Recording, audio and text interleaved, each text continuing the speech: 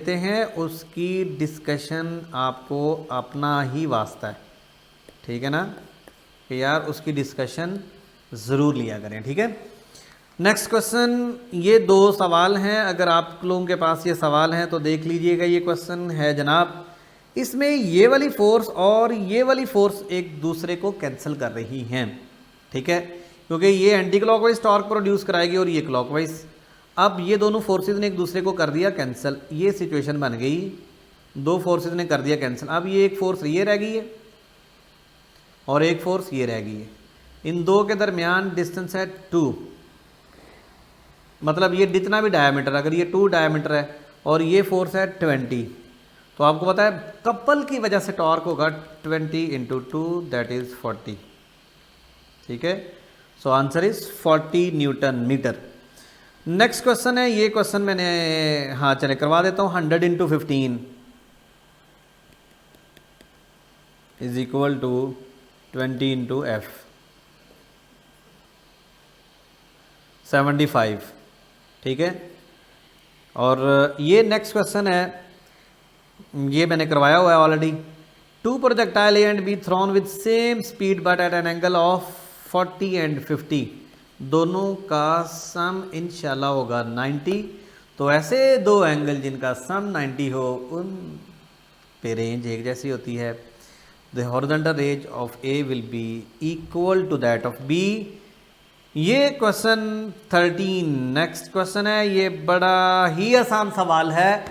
ऐसा सवाल आपकी बुक में एक एग्जाम्पल है जिसमें दिया हुआ है कि एक पर्सन है, वो एक ब्रिज पे चल रहा है और स्ट्रेस है ब्रिज की, ब्रेकिंग स्ट्रेस इतनी दी हुई है, आप उसको भी कर लीजिएगा। ये बड़ा आसान सा सवाल है। अब ज़रा देखिए, लगता बड़ा मुश्किल है लेकिन है बहुत आसान।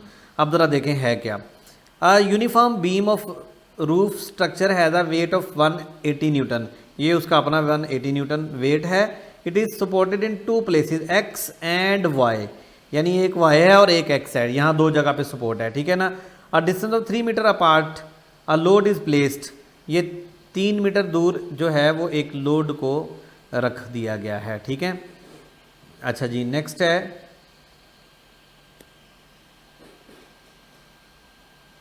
अच्छा इसका अपना डिस्टेंस जो है वो 3 मीटर है। A load is placed on the beam of distance 0.80, ये लोड है, ठीक है। The support provided by Y is 220, ये 220 है। What is the value of the load, यानी इस लोड की वैल्यू फाइंड आउट करनी है। हम इसको सॉल्व कैसे करेंगे, पहले सबसे पहले टेंशन दूर करें, इसकी शक्ल को देख के घबराएं ना, शक्ल बुरी हो अपनी नहीं क्वेश्चन की तो अपनी वैसी नहीं बना लेनी, ठीक है। अब anti clockwise is equal to clockwise. अब जरा देखें कितने हैं एंटी, ये एंटी है और है कोई नहीं, यहां जो फोर्स लग रही है इसका कोई रोल नहीं है, ये पिवट पॉइंट है। क्लॉकवाइज कितने हैं, 1 और 1 2। एंटी क्लॉकवाइज वाला होगा, लिख दो anti is equal to clock. Anti है 220 और ये कितना दूर है 3। क्लॉकवाइज में कितने, लोड को L लिख देता हूँ 0.80, ये इसका मोमेंट आर्म है।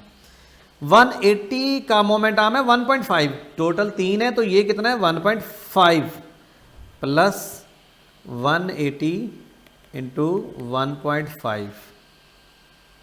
अब हमने इसको सॉल्व कैसे करना है, 660 माइनस 180 को 1.5 से मल्टीप्लाई करना है, ऐसे ना कर लें। 1.5 का 0 जो पॉइंट ख़त्म करके 18 को 15 से मल्टीप्लाई कर दो, 270 is equal to L into 80/100, ठीक है। अब आप इसको सॉल्व कर सकते हैं।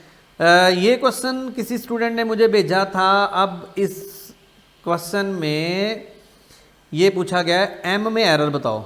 अब x की पावर है, y की पावर है, z की पावर इतनी है, x में एरर कितना है ये सवाल में नहीं गिवन, y में कितना है, z में कितना है, इसलिए बेटा ये पहले आप इनके एरर्स बताएंगे तो हम इसको सॉल्व करेंगे। और सिंपली पता क्या करना होता है, एरर को मल्टीप्लाई करना होता है पावर के साथ।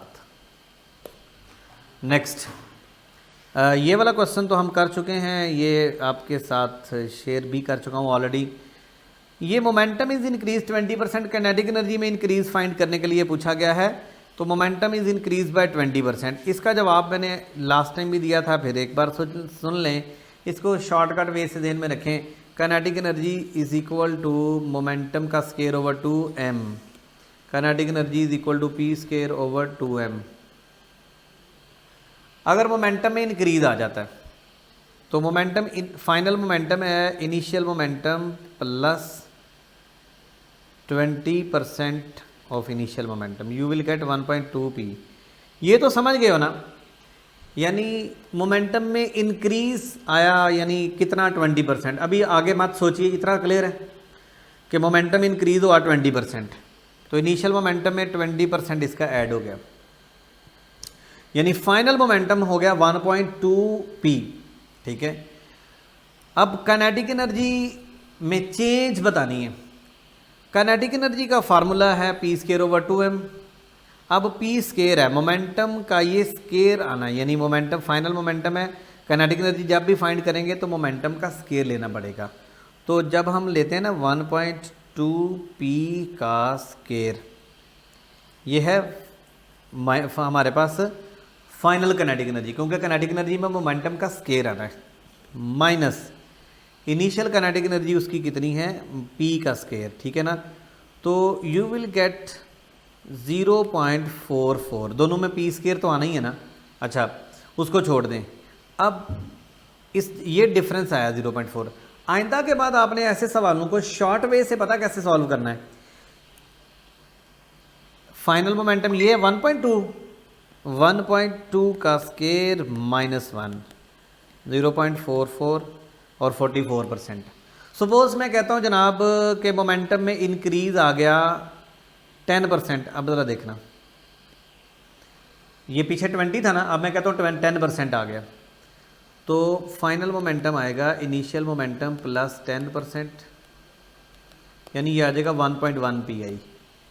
ये जो आएगा ना इसका स्केयर करें 1.1 का स्केयर माइनस 1, ये आ जाएगा 0.21, 21% आंसर आ जाएगा। परसेंटेज से मल्टीप्लाई कर दें। नौमान तारिक अली सिद्दीकी कह रहे थे if two forces inclined at 120 degree. बेटे ये आपकी बुक में एक सवाल था, शॉर्ट क्वेश्चन, यहाँ पर करवा दूँ, चलें यहीं पर करवाते हैं। ये शॉर्ट क्वेश्चन हमारी बुक में था कि कब दो फोर्सेस किस एंगल के साथ ऐड हो रही हो तो उनका रिजल्टेंट भी उतना ही होता है। एक ये फोर्स है F, ये भी फोर्स F है, तो उनके दरमियान अगर एंगल 120 डिग्री होगा तो रिजल्टेंट भी F ही होगा। तो अगर दो फोर्सेस लग रही हैं, एक 10 न्यूटन है दूसरी भी 10 न्यूटन है, तो आपने एक्सेलरेशन का फार्मूला लिखेंगे F/m, यानी दो फोर्सेस की बजाय आप एक उसको कंसीडर कर लें, क्योंकि दोनों का सम करने के बाद वही आंसर आना है। ठीक है, अगर ये 10 है तो ये भी 10 है, तो आंसर भी 10 आएगा। कब? जब 120 डिग्री एंगल होगा। ये एक बेटी ने सवाल पूछा था, uniform rod 30 centimetre, last question है आज का। ये 30 सेंटीमीटर का रॉड है और 30 सेंटीमीटर के रॉड में ये पिवट पॉइंट है, 15 सेंटीमीटर इधर रह गया, 15 सेंटीमीटर इधर रह गया। 40 newton weight is hung 5 centimetre from left. लो जनाब, ये 5 सेंटीमीटर है, 40 न्यूटन वेट है। अगर ये 5 है तो ये कितना है 10, 40 × 10 इज इक्वल टू, अब इधर हमने एक 50 न्यूटन फोर्स लगानी है, ये 50 न्यूटन है और we don't know what is this. ठीक है ना, और ये भी हमें नहीं पता ये कितना है, x और y। चलें 50x मोमेंट आर्म से मल्टीप्लाई कर दिया, यू विल गेट फोर्स कितनी लगी है 50 newton be hung at maximum 5 centimetre, 40 newton weight is hung 5, uniform rod है 30 सेंटीमीटर, ये 540 है। ठीक है, और हाँ ठीक है, 40/5 इज इक्वल टू x आ गया 8 सेंटीमीटर। अब आंसर में ज़रा देखिए, 5 सेंटीमीटर फ्रॉम राइट साइड, यानी y राइट साइड से मुराद है y की बात हो रही है। अब ज़रा देखिए x 8 है, y कितना है 7। अगर राइट साइड से, ठीक है 5 सेंटीमीटर फ्रॉम राइट साइड नहीं, 7 centimetre from right side, yes ये बात ठीक। 8 सेंटीमीटर फ्रॉम राइट नहीं, 8 सेंटीमीटर फ्रॉम राइट नहीं है, 8 सेंटीमीटर फ्रॉम पिवट है। ठीक हो गया। और एक ये था डिस्प्लेसमेंट वेलोसिटी टाइम ग्राफ, बड़ी डिटेल से मैं समझा चुका हूँ, ये क्वेश्चन मैंने समझा दिए हैं। तो ये थे आपके वो क्वेश्चंस जो आपने मेरे से सोशल मीडिया पे पूछे थे। नेक्स्ट मैं आपसे फिर यही कहूँगा कि आप मेरे से जो क्वेश्चंस पूछेंगे, आप मुझसे व्हाट्सएप पे जितने मर्ज़ी क्वेश्चंस पूछ सकते हैं, और मैं इस तरह वीडियो की फॉर्म में उनके आंसर्स दे दूँगा।